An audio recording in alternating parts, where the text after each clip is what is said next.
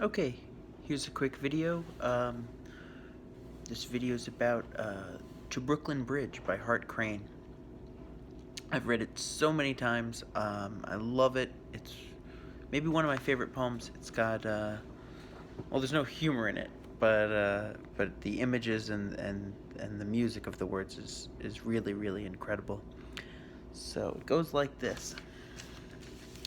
How many dawns chill from his rippling rest? The seagull's wings shall dip and pivot him, shedding white rings of tumult, building high over the chain bay water's liberty. Then, with inviolate curve, forsake our eyes, as apparitional as sails that cross some page of figures to be filed away till elevators drop us from our day.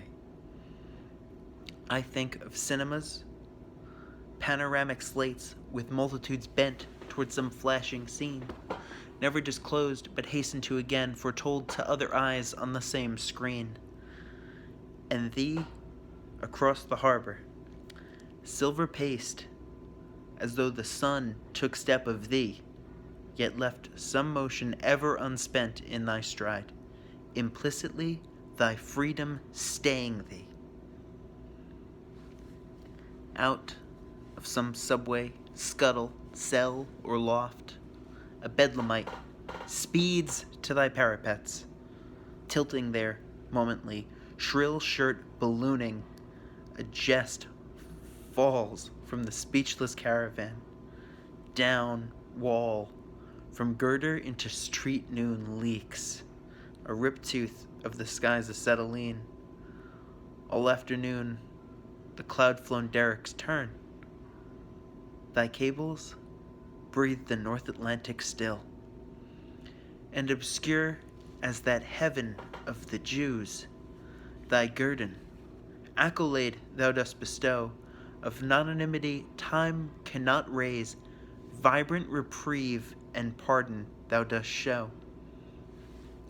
O harp and altar of the fury fused, how could mere toil align thy choiring strings?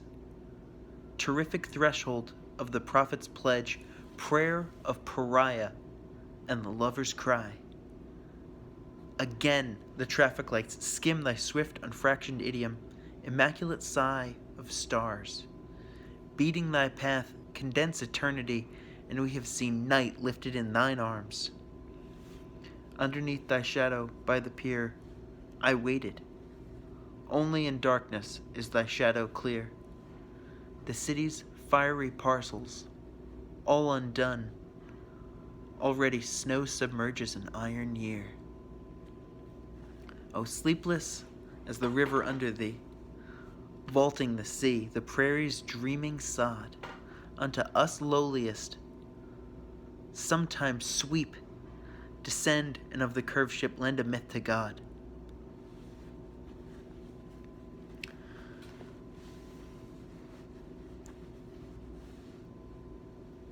The more I read that poem,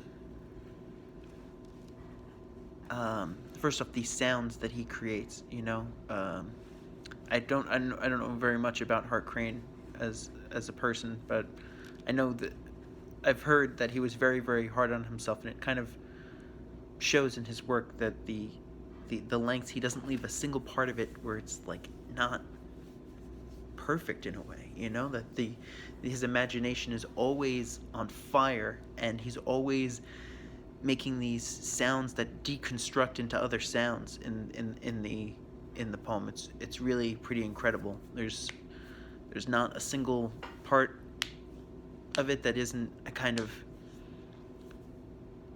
transfigured into something else as the poem goes on. But the images are so incredible, so memorable.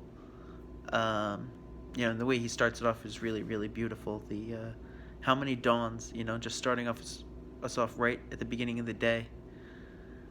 Chill from his rippling rest. It always makes me think of someone who doesn't really know if this thing exists, but he wants to believe, and he feels it in his art that it does exist. that this bridge, which in the beginning the Bedlamite uses as a vehicle to leave this world, he literally jumps off, that also is the, it's going to lend a myth to God, that this thing, and he says, a rip tooth of the skies, acetylene, that we all are, including the bridge, that same kind of thing. That acetylene is a kind of a chemical mixture, and I think he's saying that all matter on Earth, all human beings are like that, and the rip tooth is this really violent, it makes you cringe. The image is so, it's unpleasant. But then he uses that horror to show you something, to show you the other side, that line, what does he say? The obscure is that heaven of the Jews thy guerdon, accolade the dust bestow of anonymity time cannot raise, vibrant reprieve and pardon thou dost show. So for these lonely people, for the lowest, most, people without hope, prayer, what's the next line? One of my favorites, O harp and altar. So he's looking at the bridge and the lines, the cables that are holding it up. He sees it as a harp, and the roadway is an altar of the fury fused, and he's like, how could mere toil align thy choiring strings? And I think that's kind of about like himself as a gifted poet. How could to just working on this make this immortal thing that people can share in forever? He's been dead for 80 years, but this poem is still like this living thing. This fire that kind of comes alive when you witness it and kind of let yourself give your heart to it and kind of commit and believe in what it is. Terrific threshold of the prophet's pledge. So basically all the things that were ever promised to us are alive in this bridge. And he says, prayer of pariah and the lover's cry. That the lover, anyone who's ever had love and lost has cause for the most extreme amount of mourning and sadness. For whatever reason, whether you just parted ways with someone because it wasn't working out, or if you lost them to death, that amount of sadness is beyond anything else. And he's saying prayer of pariah, so the absolute lowest person in the world and their greatest hope at that moment of lowness.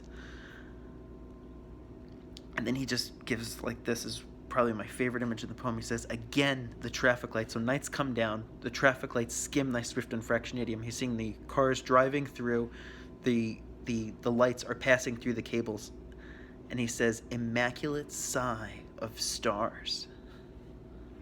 And then he says, beating thy path. So he sees the traffic lights, and it looks like this, I don't know, this connected, bead of like of a necklace or something, but all the lights are glowing. He says, condense eternity, and we have seen night lifted in thine arms. So as the darkness, because he said before,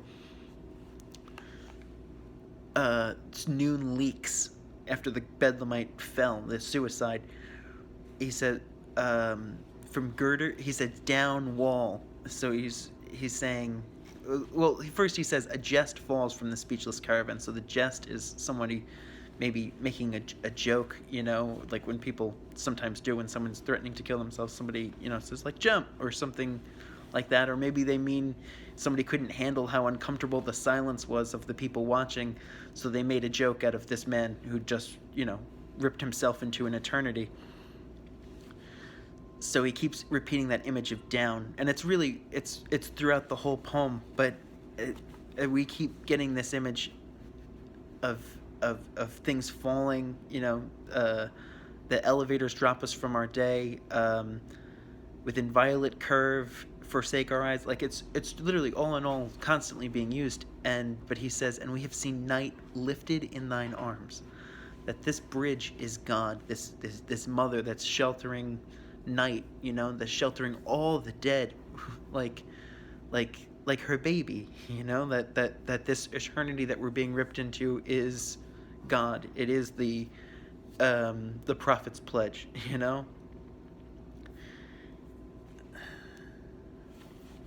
And then he says, underneath thy shadow by the pier I waited. And then he says, only in darkness is thy shadow clear. Then he says, the city's fiery parcels all undone. I didn't know what that meant, but somebody told me it's because it was Christmas time, that it's in December, and he's looking at the New York City and just the light, the insane light. He has this kind of apocalyptic idea that it looks like a Christmas tree and presents, and but also that they're undone, that they're that this fire is just like this whole city is part of the bridge. It's this living thing that's both fire and also the magic to it, all the beautiful things that we've ever hoped for as a species. And then he says, how's the last part? Sleepless as the river under thee, vaulting the sea, the prairies dreaming sod, unto us lowliest sometimes sweep, descend, and of the curved ship lend a myth to God. And that's what it always is about, He's not sure, or maybe maybe he is exactly, but to me it feels like he just wants to believe, like all of us, that that it will be all right. And I pray for him. I know the poet Hart Crane, he killed himself as well, and for all the people suffering and who've lost,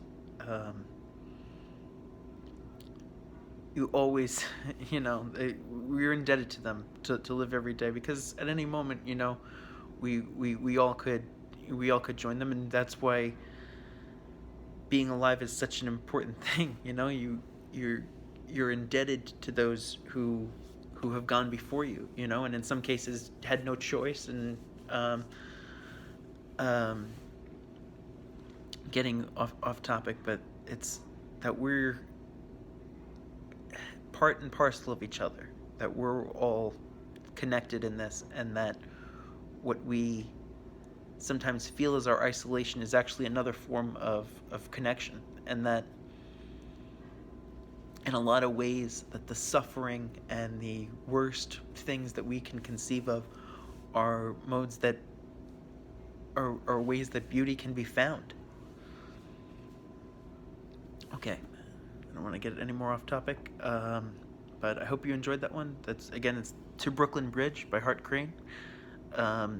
He's a fantastic poet. I would recommend a lot of his other poems. Harbor Dawn is especially good, and The River is one of my favorite poems I've ever read. Okay, that's it. Take care.